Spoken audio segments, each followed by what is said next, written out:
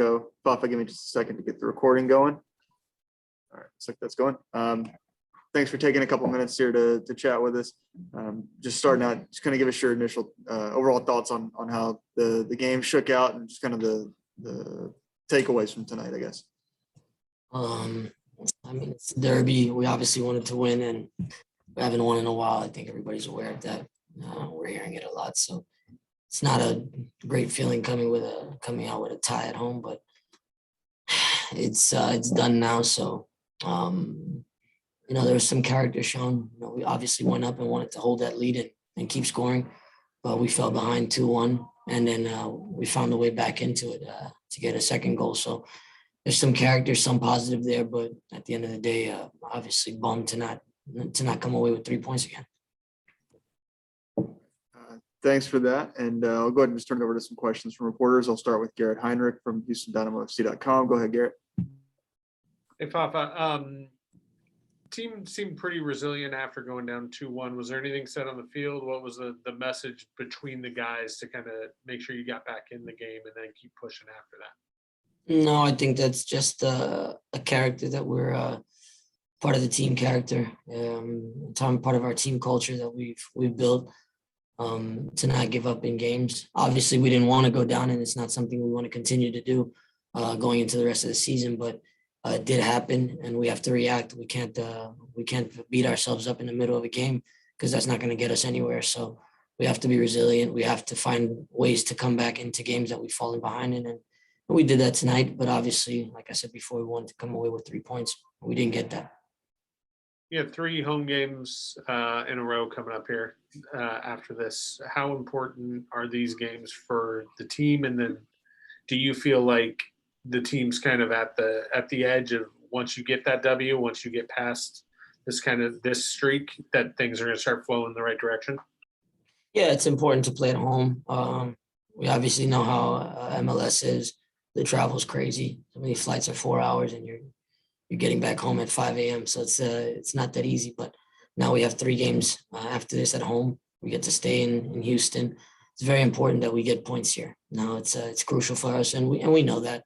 We're not unaware of that. So we're gonna put our head down, just work and get ready for these next games, and let the other teams come travel to us. We've been on the road a lot over the last 2-3 months, so it's important that we pick up a lot of points over the next stretch. And I think the next win will get the monkey off our back and give us a rhythm. And we just need that feeling again.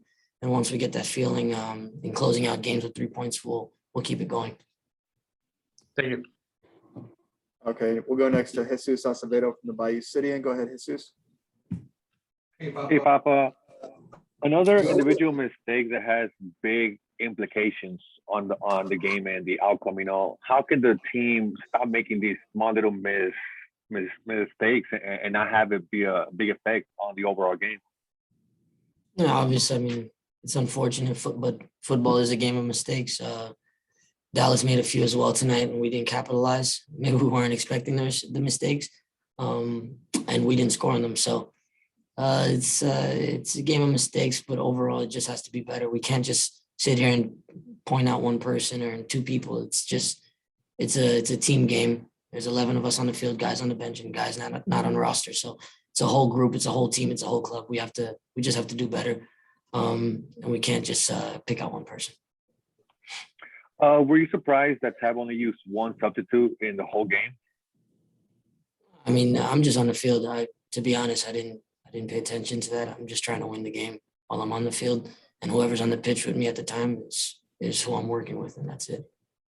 On a personal level, 4 goals in the last 5 games. Do you feel like you're, finally starting? Not finally, but you feel like you're finding the game more and finding the back of the net more, obviously.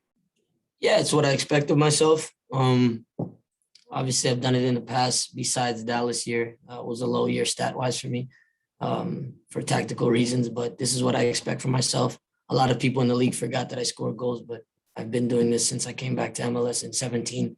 If people want to go back and watch the highlights and the stats, but that's what I do, and that's what they brought me here to do, and that's what I expected from myself. It obviously took a while. I was doing other things on the field that I thought were helpful for the team, and I do whatever I have to do to help the team, whether it's run defensively, make runs to let somebody else score, right now I'm scoring, and I hope I keep doing that. And more than that, I hope we start winning games. But I'll do everything that I can on the pitch to help my team win.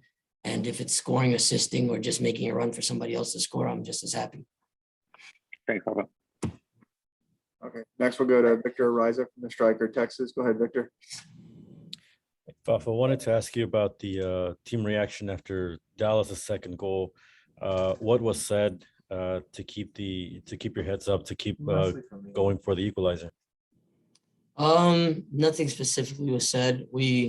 It's one of those moments where you're like, ah, crap, here we go again, you know. But we also knew we had a lot of time and we have a lot of character. And today we had such a spirit in the locker room before the game that we couldn't lose this game.